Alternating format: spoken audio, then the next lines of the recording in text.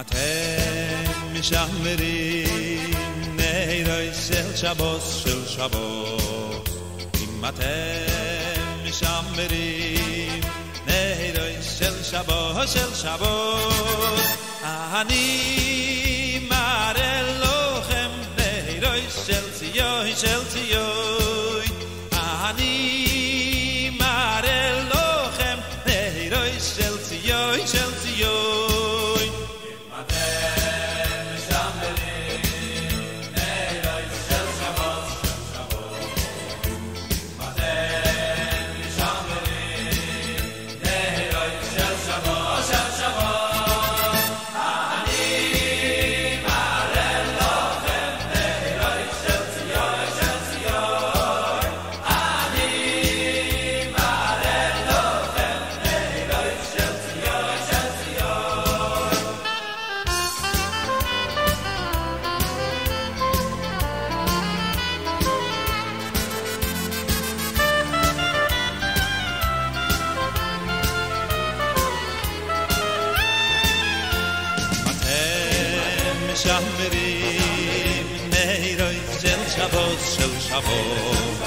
אם אתם משמרים נהירי של שבות אני מראה לכם נהירי של ציון אני מראה לכם נהירי של ציון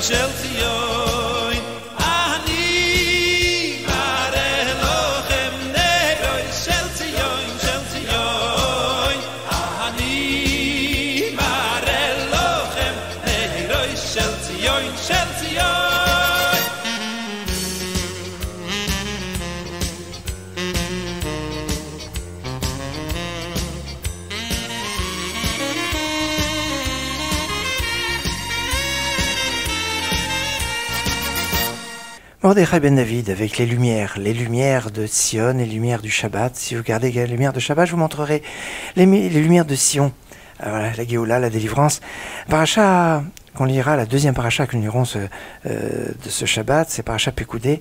On dit Hukam à Mishkan. Le Mishkan a été érigé. Alors on a dit qu'il y a ces jours de réserve et puis le jour la nomini de Nissan, Rosh Chodesh Nissan, eh bien c'est le jour d'inauguration qui est évoqué justement dans cette paracha et qui correspond en fait au Yom Hamishi, c'est-à-dire à jeudi prochain, ce qui sera le premier Nissan. On sait que les dates sont porteuses d'un message qui est toujours d'actualité.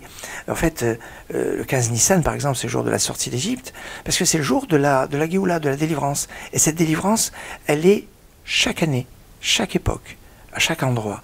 Et on revit en fait, pas des commémorations d'événements historiques qui sont passés, mais on vit des événements au présent, parce qu'ils sont porteurs de cela.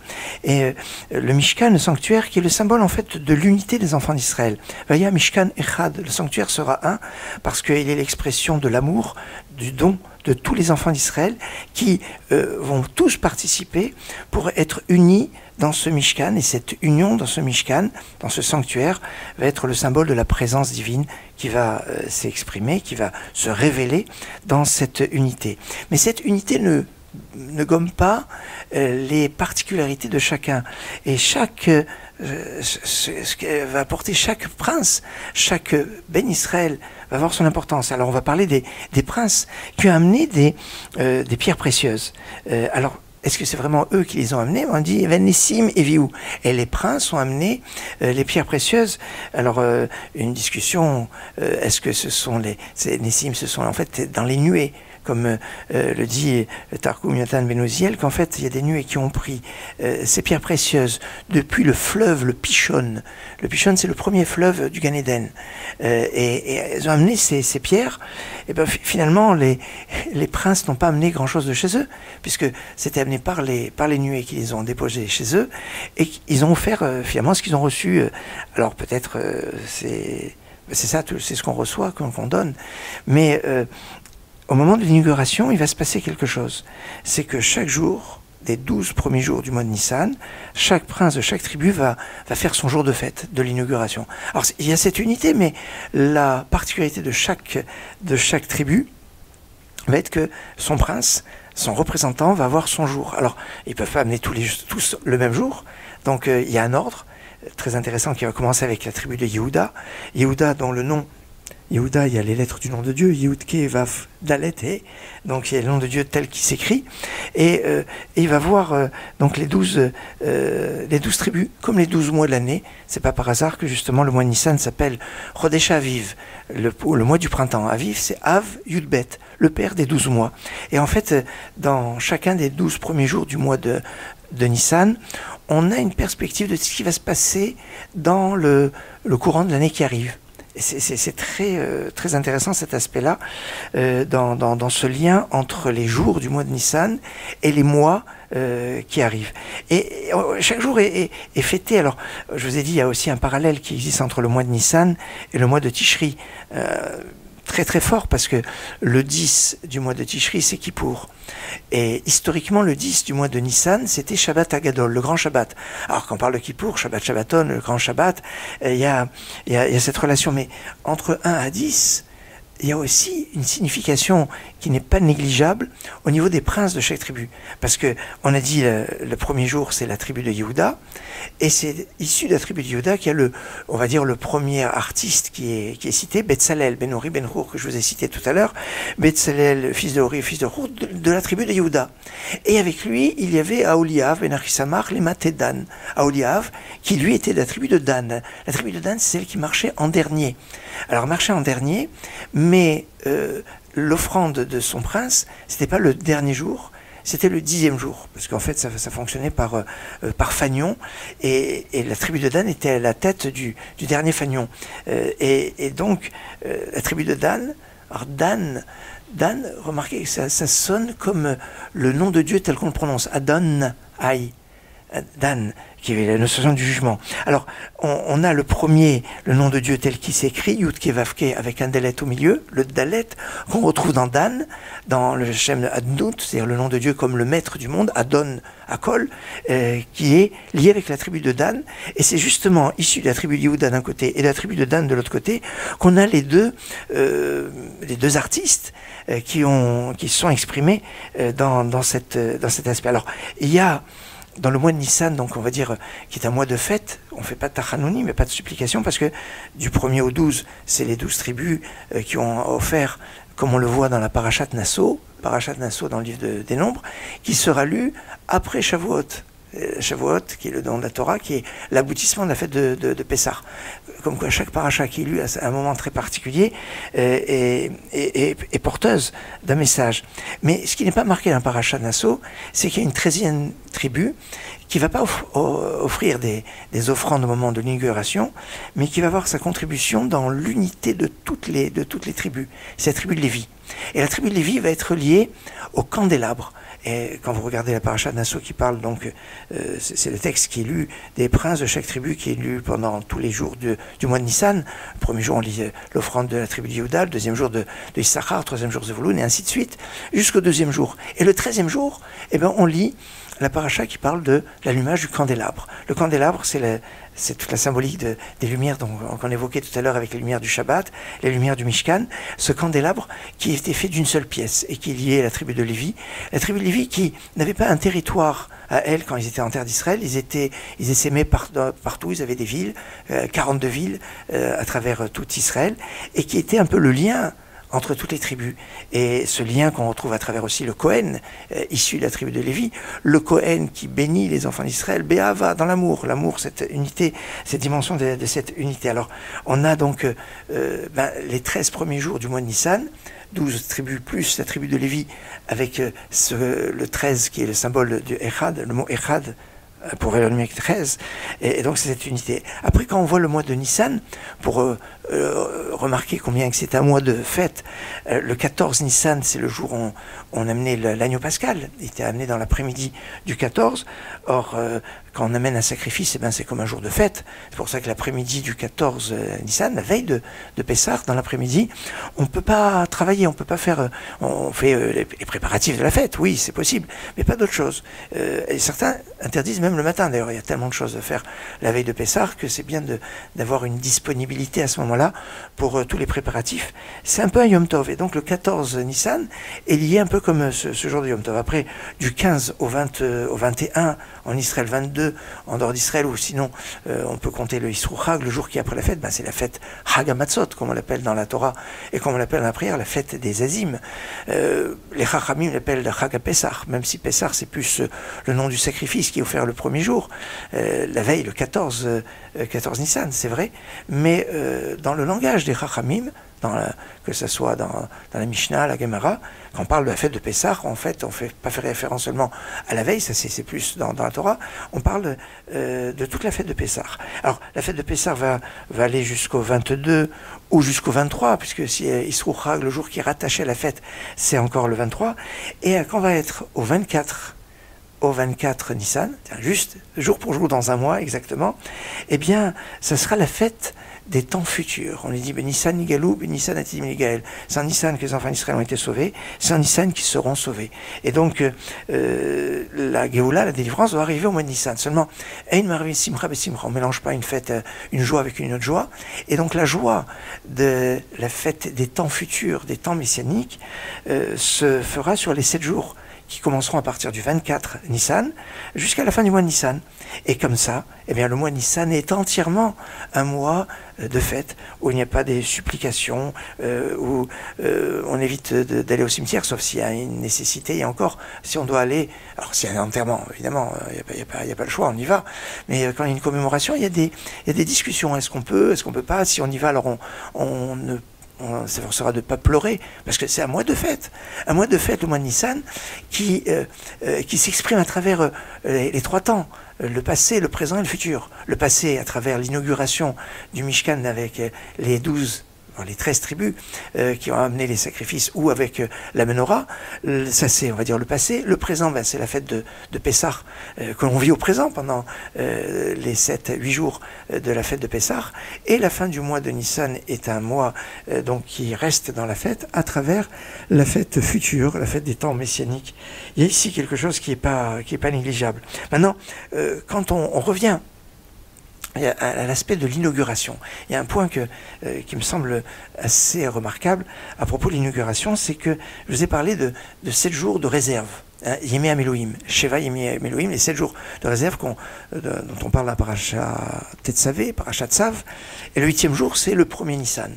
Donc on a 7 jours, après on a le 8e jour, qui est le 2 premiers jours, où il y a 12 jours par rapport aux 12 tribus. C'est intéressant ce lien où finalement l'inauguration s'échelonne sur 19 jours. 7 jours avant Rosh Chodesh Nissan et 12 jours d'après le texte de la Torah, parce que Lévi n'est pas marqué en toutes lettres qu'ils n'ont pas amené des sacrifices. Donc en fait on a 7 jours plus 12 jours, ce qui fait 19 jours. Et bien ces 19, ça fait référence aux 19 fois, alors c'est un 18 plus 1, où il y a marqué Ka'asher Tziva Hashem et Moshe dans la paracha Pekoudé. Un paracha justement, deuxième paracha qu'on lira ce Shabbat, la paracha Pekoudé, on dit comme Dieu l'avait ordonné à Moshe, chaque chose, chaque élément du Mishkan, du sanctuaire, on dit comme Dieu l'avait ordonné à Moshe. Parce que c'est grâce à la parole de Moshe que les enfants d'Israël ont été sauvés. Certes, le sanctuaire, c'est la réparation de la faute du veau d'or. C'est avec la présence de Betsalel, et donc le petit-fils de Chour qui a été assassiné au moment de la faute du veau d'or, le Vayakel au début de la paracha, le rassemblement qui va être la réponse à Vayikael Am, le peuple qui s'était réuni autour de Aaron pour faire le veau d'or. Enfin, c'est toute la réparation. Mais en fait, cette réparation a été possible grâce à la plaidoirie de Moshe Rabbeinu, une plaidoirie d'ailleurs très osée. Très osé, la plaidoirie de Moshe, parce que Dieu lui dit, attends, je leur ai dit 10 commandements, tu n'auras point d'autre Dieu sur ma face, donc interdiction de la vodazara, de l'idolâtrie. Et comment Moshe a plaidé pour sauver les enfants d'Israël? Qu'est-ce qu'il dit? Il dit, mais Hachem, Dieu, les 10 commandements sont exprimés à la 2e personne du singulier. Je suis Éternel, ton Dieu. Tu n'auras pas d'autre Dieu. Eh bien, Hachem, les enfants d'Israël ont pensé que tu t'adressais à moi, et qu'à moi, pas eux. que eux n'avaient pas, comme ils n'avaient pas un contact avec toi, comme je l'ai aussi avec une si grande intimité, eux ne sont pas forcément concernés par ces choses-là. Tu m'as parlé, tu m'as dit à moi, je ne dois pas avoir d'autre Dieu. Et donc ils ont compris cela. C'est une plaidoirie, on va dire, assez osée, comment dire à Dieu, parce que c'est à la deuxième personne du singulier, alors tu t'adresses qu'à moi. Mais c'est vrai que quand on regarde le texte qui parle de la révélation, on voit que Dieu dit à Moshe, il faut que les enfants d'Israël voient que je peux parler à l'homme, que je me révèle à toi. En fait, l'un des sens de la révélation du Sinaï, des 10 commandements, etc., c'est de comprendre que tout ce que Moshe va donner aux enfants d'Israël, c'est parce que Dieu peut s'adresser à l'homme, notamment à Moshe. Donc ça veut dire que c'est pas tout à fait aberrant, c'est pas du tout aberrant même, ce que Moshe dit en disant « c'est à moi que tu as ordonné ». Parce que quelque part, Dieu s'adresse à Moshe en priorité pour s'adresser aux enfants d'Israël. Et quelque part, en s'adressant à Moshe, on sait qu'il y a un petit Moshe qui est au fond de nous et que ce lien qu'on a avec Moshe, c'est un lien personnel qui nous lie chacun à Dieu. Parce que si les Aseret Adibrot, le décalogue, est exprimé à la première personne du singulier, à la deuxième personne du singulier, pardon, c'est parce qu'il s'adresse à chacun de nous. C'est pas, faut pas voir qu'est-ce que les autres font. Des fois, les personnes ont tendance à dire est-ce que moi je dois faire, je dois pas faire. Et les autres, finalement, les autres ils font beaucoup moins que. Non, mais Dieu s'adresse à toi. Rien qu'à toi. Vois-toi vis-à-vis de Dieu ce que tu es prêt à faire, ce que tu dois faire, ce que Dieu attend de toi. C'est ça, la Aseret Adibrot, c'est ce point-là. Et ce point-là, eh bien, c'est la plaidoirie de Moshe. Ka'asher tziva Hashem et Moshe, comme Dieu l'a ordonné à Moshe, ça veut dire que le sanctuaire, le Mishkan, a pu être érigé, a pu être le tikkun, la réparation de la faute du veau d'or, grâce à la parole, à la prière de Moshe. Et c'est justement dans cette dimension de la prière qu'à chaque fois que l'on prie, eh bien on se connecte à Moshe. Et on est dans cette plaidoirie. Et c'est pas par hasard que justement, Ka'asher tziva Hashem et Moshe, qu'on retrouve donc 18, 19 fois, il y en a une qui est un petit peu comme dans les 18 bénédictions, comme l'Amida. L'Amida est constituée en fait de 18 bénédictions, mais il y a une 19e qui a été rajoutée après. Eh bien, cette connexion-là se retrouve dans l'Amida que l'on fait tous les jours, 3 fois par jour. Et de ce lien, alors, mais qui est absolument extraordinaire, parce que si vraiment on colle aux choses, parce que il y a, on pourrait dire 18 à 19, parce qu'il y a un jour qui est le jour de Rosh Chodesh Nissan, au milieu, entre les 7 d'un côté et les 12 de l'autre, mais si on pousse un peu plus, je vous ai dit qu'il y a en fait un 13e jour de l'inauguration, qui est lié avec la tribu de Lévi, qui est lié avec le candélabre. Donc ça veut dire que c'est pas 19 qu'on devait avoir, mais 20. Ah, 20 bénédictions. Mais on les a, les 20 bénédictions. Comment on a les 20 bénédictions? Ben, le jour de jeûne.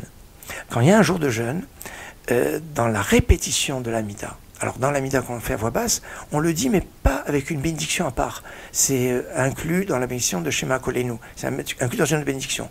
Mais quand le ministre officiant fait la répétition de l'Amida un jour de jeûne, où il y a l'ensemble des 19 bénédictions comme tous les jours, mais en plus il rajoute Anenu, réponds-nous Hachem, réponds-nous.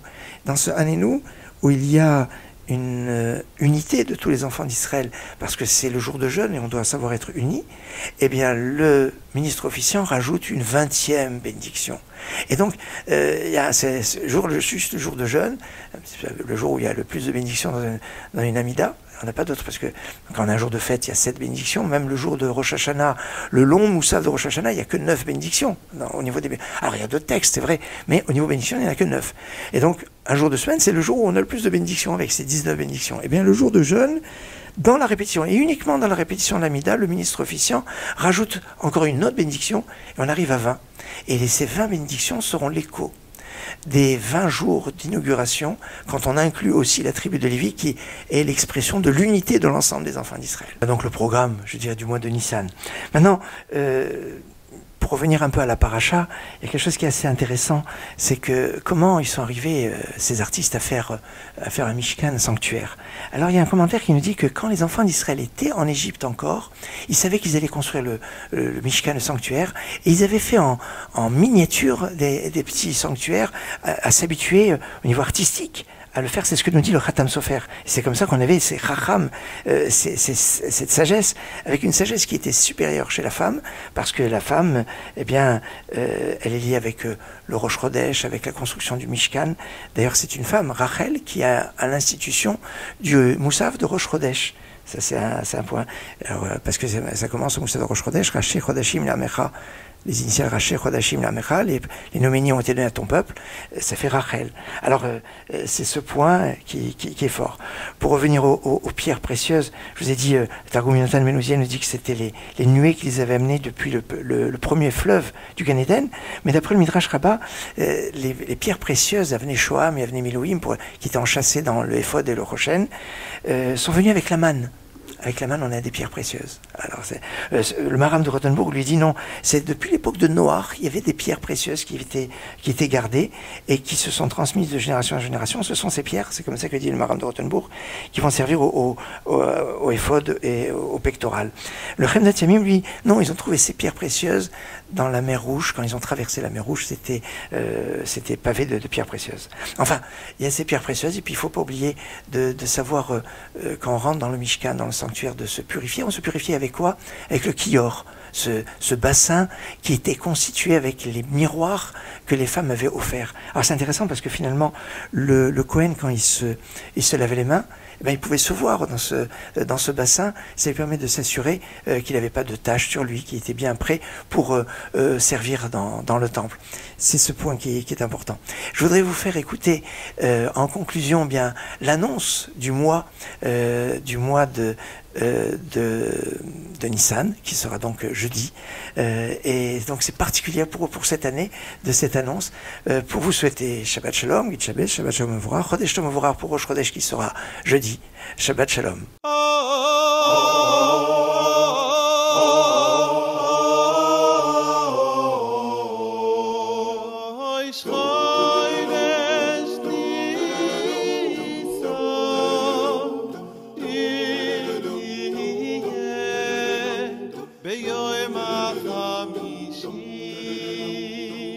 Aboleinu ve'al kol Yisrael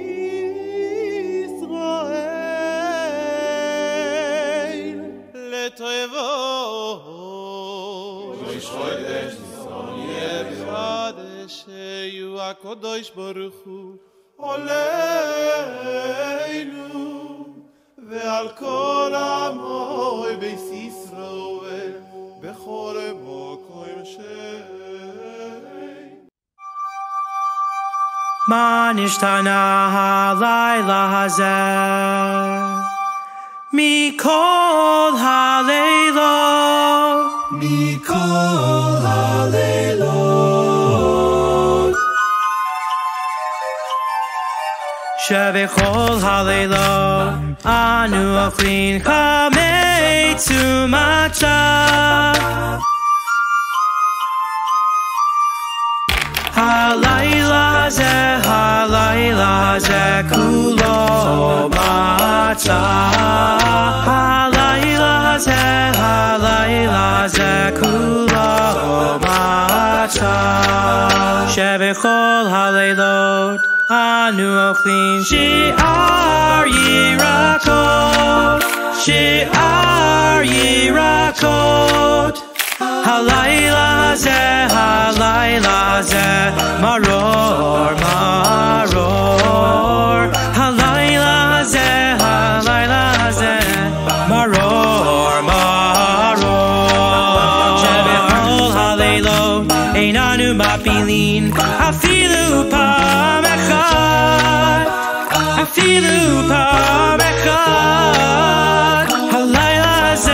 halayla zeh shitefe amim halayla zeh shitefe amim shebechol haleilot anu ochlin ben yoshvinu ve'im mesubim halayla zeh kulanu mesubim halayla zeh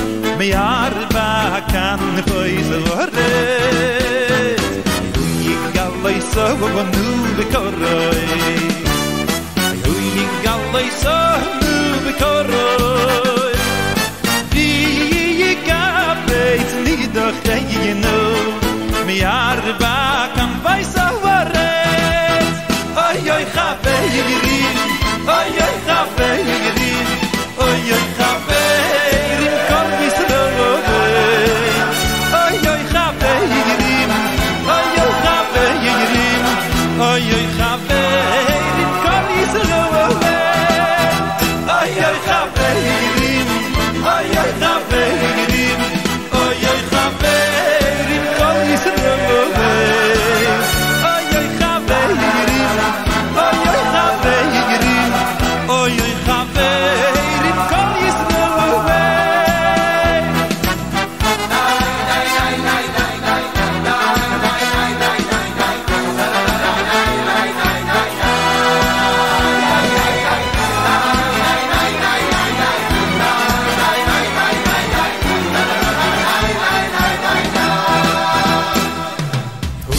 Gallai so nu bekorai Holy gallai so nu bekorai Di gabeit ni doch you nu me arba kan pois vorret Holy gallai so nu bekorai Holy gallai so nu bekorai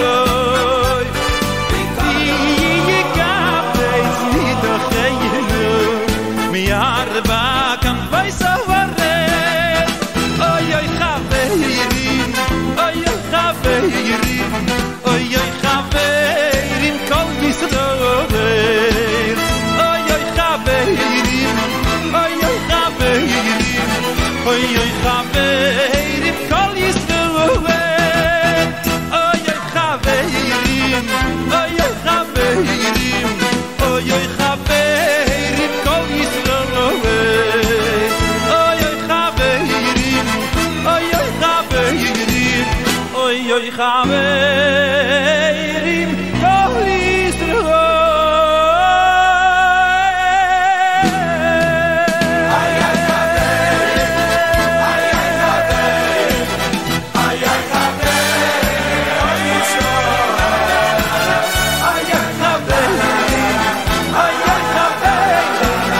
Oy oy khabe